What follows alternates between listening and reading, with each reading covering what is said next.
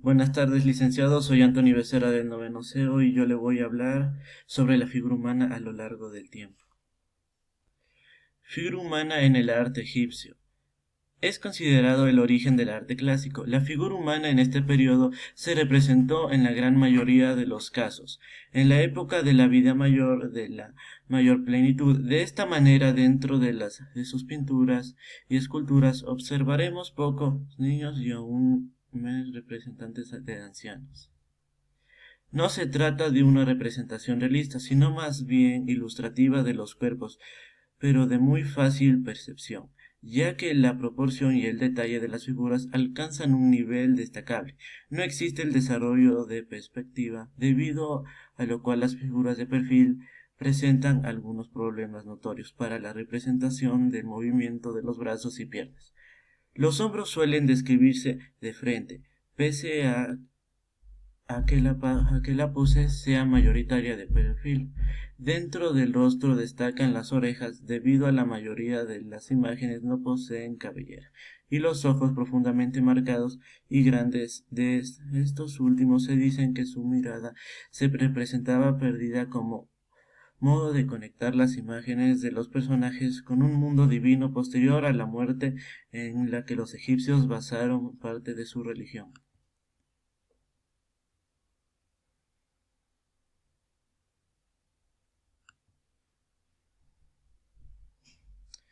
Figura humana en el arte griego. Es el arte clásico, por excelencia. En la figura humana cobra un valor nunca antes visto hasta la fecha. Los artistas griegos consiguen detallar técnicas y obras de gran valor histórico e incalculable belleza, especialmente en el ámbito de la escultura. Para los griegos la estructura del cuerpo humano era sumamente importante. Es por eso que las esculturas, toda está sumamente detallada desde el cabello, las venas, detalles de la cara, estructura muscular, etc. Además, uno de los conceptos más importantes dentro de la representación del cuerpo humano es el del fisonómico y la búsqueda visible del gesto del modelo, ambos conceptos básicos para el desarrollo y uso de la idea de belleza en el arte. Para los griegos la proporción, ya que no es un problema, la estudian, la controlan e incursionan más allá tratando de capturar el movimiento de los modelos y la escena que representan. Gesto. La figura humana se representa de manera realista, pero en la mayoría de los casos idealizada de acuerdo a cánones culturalmente aceptados. Figura humana en el arte romano. La figura humana es representada con un nivel muy alto de realismo, a diferencia de los artistas griegos. Los romanos no se enfocaban tanto en la estructura del cuerpo ni en la búsqueda ideal como un objetivo claro de sus obras, sino más bien en la riqueza de los detalles de las ropas, las texturas, las características físicas que hacían de cada hombre un individuo. Existen muchas imágenes de grandes personalidades de la sociedad romana, retratos y bustos arquitectónicos en los que resalta la búsqueda de carácter y personalidad del individuo, la dignidad, la inteligencia, la gallardía o gravedad. Son solo algunas de las ideas que se advierten al observar aquellas imágenes. También se avanzó bastante en la representación por medio de mosaicos, en donde la figura humana se representaba de forma perfectamente volumétrica, apoyada en las diferentes tonales de los teseles. Figura humana en el arte paleocristiano.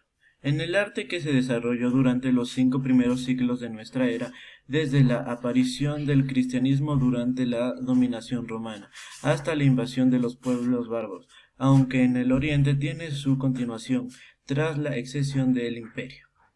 En el llamado arte bizantino, el occidente Roma es el centro y símbolo de la cristianidad, por lo que en ella se producen las primeras manifestaciones artísticas de los primitivos cristianos o paleocristianos, recibiendo un gran influjo del arte romano tanto en la arquitectura como en las artes figurativas, lo mismo de la historia de los cristianos en sus primeros momentos.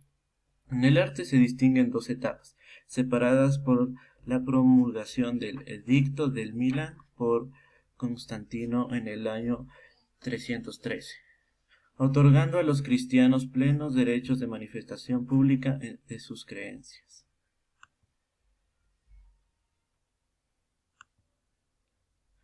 Figura humana en el arte gótico.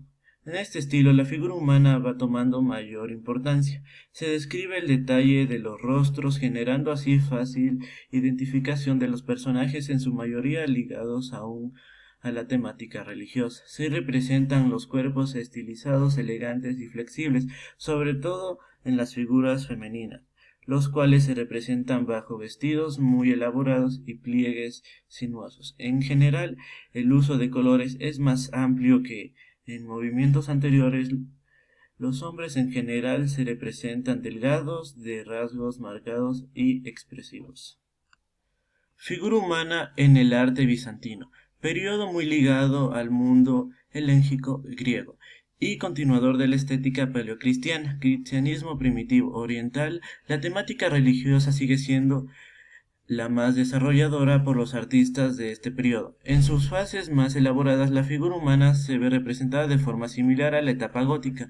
En general, los rostros se representan alargados y los rasgos faciales marcados. En este momento se caracterizó por la representación de barbas triangulares y un avance en la representación de luces y sombras, tanto en el cuerpo mismo como en los ropajes. Pese a toda, la figura humana posee un tratamiento ilustrativo y se aleja de la realidad. De hecho, el objetivo del arte en este periodo sigue siendo la ilustración en un hecho o temática, y no la búsqueda de la representación de las emociones de los artistas. El arte es un mero instrumento de la propaganda. Figura humana en el arte del Renacimiento. Es uno de los movimientos más importantes en la historia del arte, si no el más importante de ellos. Bajo en este periodo de la figura humana alcanza un rol principal debido a la filosofía del movimiento renacentista por sí mismo ubicada al ser humano. Su intelecto y aptitudes en el centro de todo de la investigación científica o estética belleza. La observación como todo método de conocer el mundo que rodea al hombre y conocer en mayor profundidad el propio cuerpo fueron ideales que fortalecieron y llevaron la representación de la figura humana a niveles nunca antes vistos y comparables solo con los movimientos clásicos, pero a niveles únicos en técnicas, manejo de proporciones y materiales, representación de texturas, etc. La anatomía humana se representó con gran calidad de detalles, tomando conciencia de las estructuras que la componen, músculos, huesos, etc., llegando incluso al desarrollo de ciertos ideales estéticos dentro de la representación. En las obras se observa la fuerza, la perfección e incluso el movimiento de los modelos representados. Se desarrolla la perspectiva visual a cabalidad.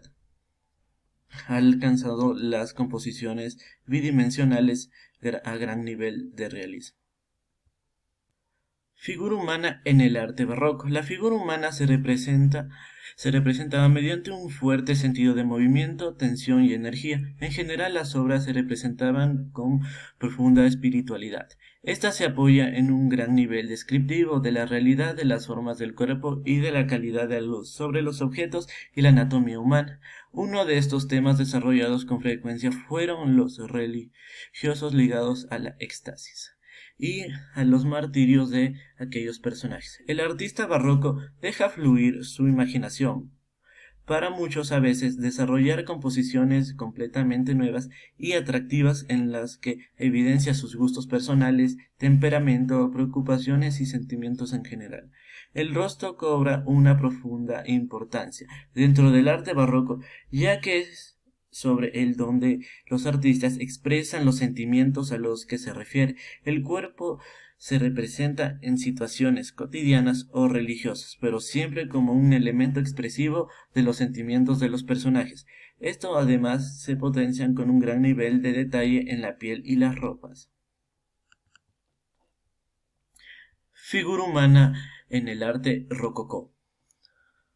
Luego de la pasión y fuerza de las imágenes barrocas, la figura humana dentro del periodo rococó desarrolló un perfil templado, con personajes que sonríen en situaciones de alegría y soltura corporal.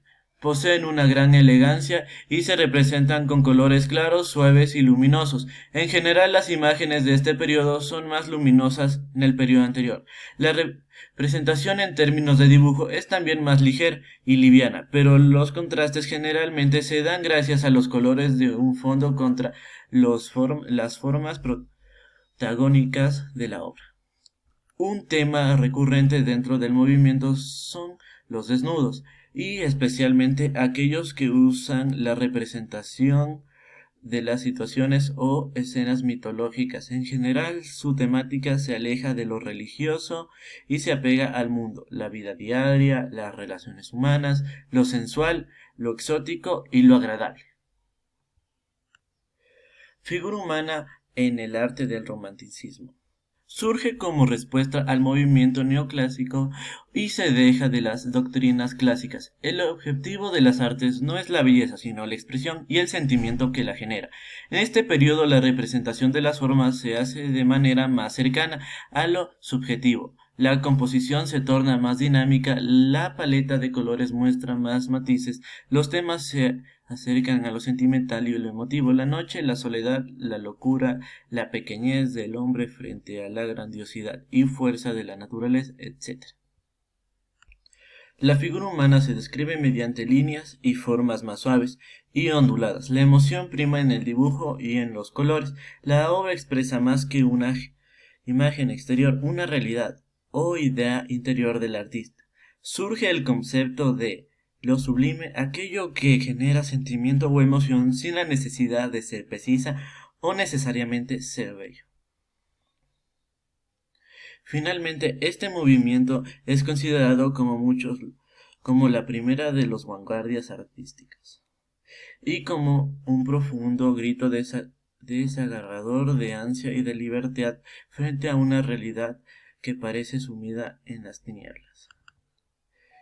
Bueno, eso sería todo, licenciado. Gracias por su atención.